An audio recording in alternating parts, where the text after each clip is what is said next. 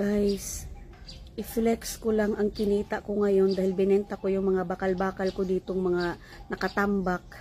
Ayan, ito guys, 110 pesos. Grabe, na throwback talaga ako kasi dumaan yung nagbabakal bote. Naalala ko kasi nung grade 5 pa ako, grade 6. Pag walang pasok guys or after ng klase, kumukuha agad ako ng sako, tapos may kariton, bumibili ako ng mga bote, mga sirang mga kaldero, mga planggana, kasi nung panahon 90s, ang mga planggana is aluminum, hindi katulad ngayon plastic. Kaya nung may dumaan guys, na throwback talaga ako. Ngayon guys, naka 110 ako. Kaya nung kinuwento ko kay kuya yung nangyari sa akin, nung naranasan ko, tumatawa si kuya, tapos as in tawa talaga siya, natutuwa daw siya sa akin.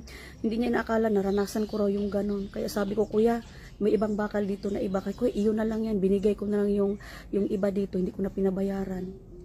May speaker pa yun guys. So ang bininta ko lang yung may mga bakal-bakal na, pero yung iba binigay ko na guys, kasi naawa ako sa kanya. Naalala ko kasi yung nakaraan ko. Tapos kinuwento ko sa kanya, nagtinda ako noon ng ice drop. Naku, mas lalo siyang tawa ng tawa. Hindi daw siya makapaniwala na naranasan ko yun. Tapos yung alkansya ko pa noon guys, nung bata pa ako, yung pulbo na ginagawang alkansya, yan. Pag may kita ako sa pagtitinda ng ice drop, ayun, ginagawa ko, doon ko nila